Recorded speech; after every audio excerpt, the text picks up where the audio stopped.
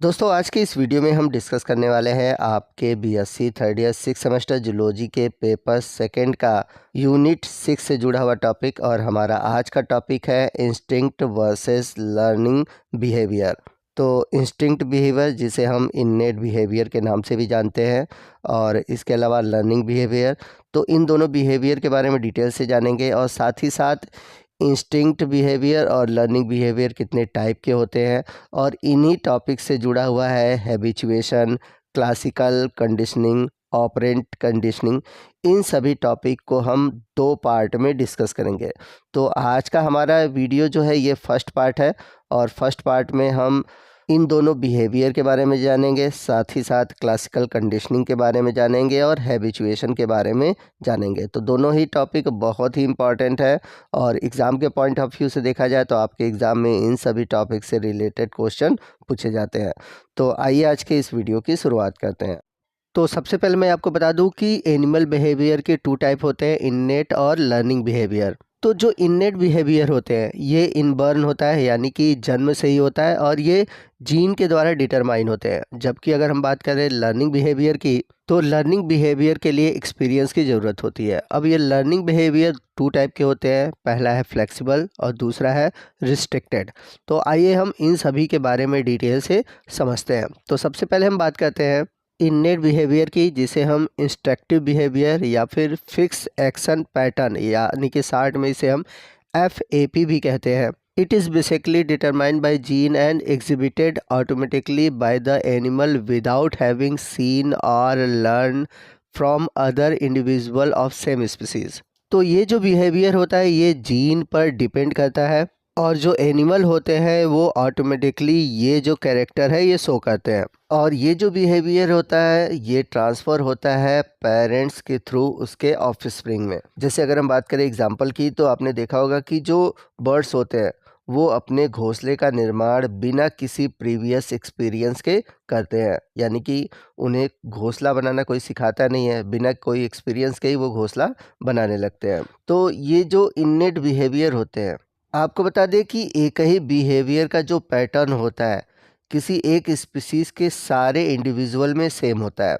और आपको बता दें कि ये जो इननेट बिहेवियर है इस पर किसी भी इवोल्यूशन का फ़र्क नहीं पड़ता, यानी कि ये जो कैरेक्टर होते हैं, ये जो बिहेवियर होते हैं, ये कंजर्व होते हैं। इवोल्यूशन इस पे कोई प्रभाव नहीं डालती।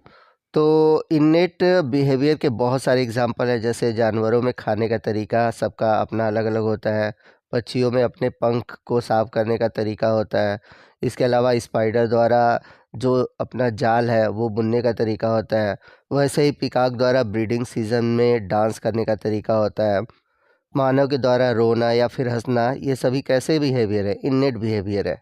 यानी कि अब बच्चों को या हमें कभी रोने के लिए तो सिखाया नहीं जाता, या फिर हंसने के लिए सिखाया तो नहीं जाता है, ये हमारे अंदर खुद ब खुद आ गया है। ठीक है, तो ये बिहेवियर क्या होते हैं, जीन के द्वारा कंट्रोल होते हैं, और ये हमें अपने आप मिलते हैं, हमें ये सिखाया नहीं जाता। आइए नेक्स्ट हम बात करते हैं बिहेवियर के अगले टाइप की, जो कि है लर्न बिहेवियर। तो लर्न बिहेवियर क्या होता है? Learn behaviour is a type of behaviour that require experience which develop during the life time of animal. तो जो ये लर्न बिहेवियर होते हैं ये हमारे जीवन में जो एक्सपीरियंस आते हैं उसके थ्रू ही ये उत्पन्न होते हैं, और जब तक हमारा जीवन रहेगा तब तक रहेंगे, और जब हम ख़त्म हो जाएंगे ये जो बिहेवियर है वो भी हमारे साथ ख़त्म हो जाते हैं। यहाँ पर मैं आपको ये भी बता दूं कि जितने भी एनिमल बिहेवियर है जो कि एक्सपीरियंस के थ्रू हम अर्न करते हैं, ठीक है, इसमें मॉडिफिकेशन यानी कि इसमें बदलाव संभव है, और ये बदलाव जो होता है वो डिपेंड करता है इन्वायरमेंट पे। यानी कि आप कहीं से एक्सपीरियंस लिए, अब आप कहीं और गए, तो उसी एक्सपीरियंस का यूज़ करके उसको थोड़ा सा मॉडिफाइड करके उस बिहेवियर में चेंजेस ला सकते हैं। और ये जो लर्न बिहेवियर होते हैं ये जेनेटिकली ट्रांसफ़र नहीं होते, यानी कि ये हेरिटेबल नहीं होते। अब ये जो लर्निंग बिहेवियर होती है ये टू टाइप की होती है, पहला है फ्लेक्सिबल, दूसरा है रिस्ट्रिक्टेड। तो जो फ्लेक्सिबल लर्निंग बिहेवियर होती है वो इन्वायरमेंट के अनुसार चेंज होती है, जबकि जो रिस्ट्रिक्टेड लर्निंग बिहेवियर होती है वो इन्वायरमेंट के अनुसार चेंज नहीं होती। अब ये जो फ्लेक्सिबल और रिस्ट्रिक्टेड बिहेवियर है इन्हें फर्दर क्लासीफाई किया गया है। जैसे अगर हम बात करें फ्लेक्सिबल की, तो फ्लेक्सिबल में आएंगे habituation, classical conditioning, operant conditioning, latent learning और डिस्क्रिमिनेशन टाइप के होते हैं। वहीं अगर हम बात करें रिस्ट्रिक्टेड लर्निंग की तो ये 2 टाइप के होते हैं। पहला है इम्प्रिंटिंग और दूसरा है इनसाइट। तो आइए हम बात करते हैं फ्लेक्सिबल लर्निंग बिहेवियर के टाइप की। तो इसमें सबसे पहला है हैबिचुएशन। तो हैबिचुएशन क्या होता है? It is the decrease in probability of response when the stimulus is present repeatedly which is not harmful और बेनिफिशियल। तो इस प्रकार के जो बिहेवियर है इसमें जो स्पीसीज़ है वो रिस्पॉन्स करना छोड़ देता है, या उसका जो रिस्पॉन्स होता है वो बहुत कम हो जाता है, क्योंकि उस एनिमल को लगता है कि जो स्टिमुलस आ रहा है वह न तो उसके लिए हार्मफुल है न ही बेनिफिशियल है। अब मैं आपको इस तरह से आपको समझा देता हूँ कि जैसे आप देखते हैं रोड के किनारे जो सोए हुए कुत्ते होते हैं, ठीक। अब आप उनको देखेंगे, उनको जनरली अब कोई आए चाहे जाए उनको कोई फ़र्क नहीं पड़ता। तो यहाँ पर स्टिमुलस क्या है? लोगों का आना जाना, ठीक। अब यहाँ पर बिहेवियर क्या है? बिहेवियर है कि वो रिस्पॉन्स क्या दे रहा है, वो हट रहा है या फिर नहीं हट रहा है। चूँकि अब उसको आदत हो गई कि लोग आ रहे हैं जा रहे हैं, ठीक है। तो यहाँ पर जो आदत हो रही है वो स्टिमुलस के प्रति उसका जो व्यवहार है वो चेंज नहीं हो रहा है, वो जैसे का है वैसा ही रह रहा है।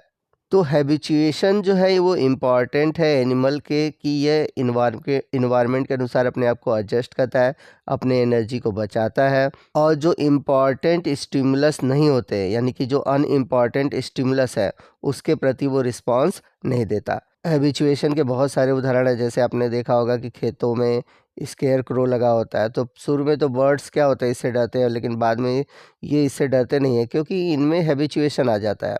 उसी तरह आपने देखा होगा कि रोड के किनारे जो बर्ड्स होते हैं वो फीडिंग करते हैं, भले कार आए चाहे जाए, वो कुछ दूरी पर, ठीक है, लेकिन अगर पास जाता है तो हट जाता है, लेकिन कुछ दूरी पे है तो वो हटते नहीं है। उसी तरह सिटी में रहने वाले जो लोग हैं वो रात के जो ट्रैफिक की साउंड है उसके हैबिचुअल हो जाते हैं। अब चाहे गाड़ी आए चाहे हॉर्न बजे उनको कोई फ़र्क नहीं पड़ता, वो आसानी से उसमें सर्वाइव कर पाते हैं। तो ये जितने भी एग्जाम्पल हैं वो आप देख रहे हैं, ये सभी एग्जाम्पल है हैबिचुएशन के। इन एग्जाम्पल के अलावा आपके दिमाग में अगर कोई और भी एग्जाम्पल है हैबिचुएशन का तो प्लीज़ आप हमें कमेंट करके ज़रूर बताइएगा। हैबिचुएशन के बाद अगला है क्लासिकल कंडीशनिंग। आइए समझते हैं कि क्लासिकल कंडीशनिंग होता क्या है। Classical conditioning is a learning process that occur through the association between an environmental stimulus and a naturally occurring stimulus. तो इसमें होता क्या है कि जो हमारा लर्निंग बिहेवियर है वो हमारे किसी नेचुरल बिहेवियर से जुड़ जाता है और उसमें बदलाव कर देता है। अब ये बिहेवियर चेंज कैसे होता है? कुछ कंडीशन की वजह से। जैसे एग्जाम्पल के रूप में अगर हम बात करें, आपने देखा होगा कि जो डियर का ग्रुप होता है, अगर उस डियर के ग्रुप पर अगर लायन या टाइगर अटैक करते हैं तो वहाँ पर मौजूद जो मंकी होते हैं, जो बर्ड होते हैं, वो नॉइज़ करते हैं, जिसकी वजह से जो डियर का ग्रुप होता है वो अलर्ट होता है, वहाँ से भाग जाता है। तो यहाँ पर आप देख रहे हैं कि एक जो बिहेवियर है वो किसी दूसरे बिहेवियर यानी कि स्टिमुलाई पर डिपेंड कर रहा है। ये नेचुरली भी हो सकता है लेकिन कंडीशन के अकॉर्डिंग चेंज भी हो सकता है। जैसे इस पे अगर मैं बात करूँ तो जो क्लासिकल कंडीशनिंग है इस पे जो एक एक्सपेरिमेंट है, पेवलो का एक्सपेरिमेंट है, बहुत ही इंपॉर्टेंट है, और आपके एग्ज़ाम के पॉइंट ऑफ व्यू से देखा जाए तो इस टॉपिक से रिलेटेड आपके क्वेश्चन पूछे जाते हैं और ये आपके सिलेबस में भी मेंशन है। तो क्लासिकल कंडीशनिंग के बारे में जो थ्योरी दिया था सबसे पहले दिया था इवान पावलोव ने, जो एक रशियन साइंटिस्ट थे जिनको 1904 में नोबेल प्राइज़ दिया गया था for his discovery in digestive system. तो पावलोव ने एक एक्सपेरिमेंट किया था कुत्ते पर। अब उन्होंने कैसे एक्सपेरिमेंट किया था आइए मैं आपको इसको समझाता हूँ। तो इन्होंने क्या किया कि कुत्ते को जब भी खाना देते थे, खाना देने के पहले घंटी बजा देते थे। अब ये ऐसा उन्होंने कई दिनों तक कंटिन्यू किया। जब भी कुत्ते को भोजन देना होता था उसके पहले वो क्या करते थे, घंटी बजा देते थे। तो आपने देखा होगा कि अगर कुत्ते भोजन देखते हैं तो उनमें लार आती है, सलाइवा का फॉर्मेशन होता है। तो जब नेचुरली फूड को देखकर डॉग में सलाइवा का फॉर्मेशन होता है तो उसको हम बोलते हैं अनकंडीशनल स्टिमुलस। लेकिन घंटी बजाकर भोजन देना वो क्या था, कंडीशनिंग स्टिमुलस था। तो अब इस तरह कंटिन्यू उन्होंने भोजन दिया, यानी कि घंटी बजाया भोजन दिया। तो अब बाद में क्या हुआ, बाद में उन्होंने देखा कि कुत्ते में रिस्पांस ये आया कि अगली बार जब उन्होंने घंटी बजाया तो बिना खाना दिए हुए ही कुत्ते में सलाइवा का फॉर्मेशन हो गया। तो यहाँ पर आप देख रहे हैं कि ये जो कंडीशन है स्टिमुलस पे डिपेंड कर रहा है। जैसा कि पहले में आप देखेंगे कि अनकंडीशनल स्टिमुलस यानी कि यूसीएस लिखा हुआ है, इसमें बिना घंटी बजाए फूड दे रहे हैं तो सलाइवा का फॉर्मेशन हो रहा है, यानी कि अनकंडीशनल रिस्पांस हो रहा है। लेकिन सेकंड में क्या किया उन्होंने, बेल बजाया यानी कि कंडीशनल सिचुएशन रखा, फिर फूड दिया तो सलाइवा का फॉर्मेशन हुआ। तो यहाँ पर भी जो रिस्पांस हो रहा है वो अनकंडीशनल रिस्पांस हो रहा है, यानी कि यूसीआर है।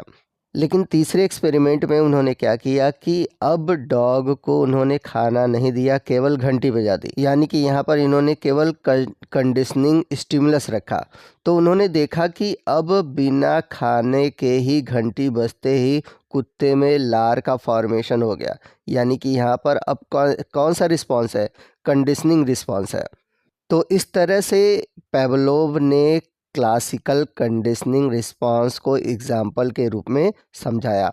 तो जैसा कि मैंने बताया था कि ये जो बिहेवियर है वो कंडीशन के अकॉर्डिंग यानी कि स्टिमुलस के अकॉर्डिंग चेंज होता है, स्टिमुलस पे डिपेंड करने लगता है।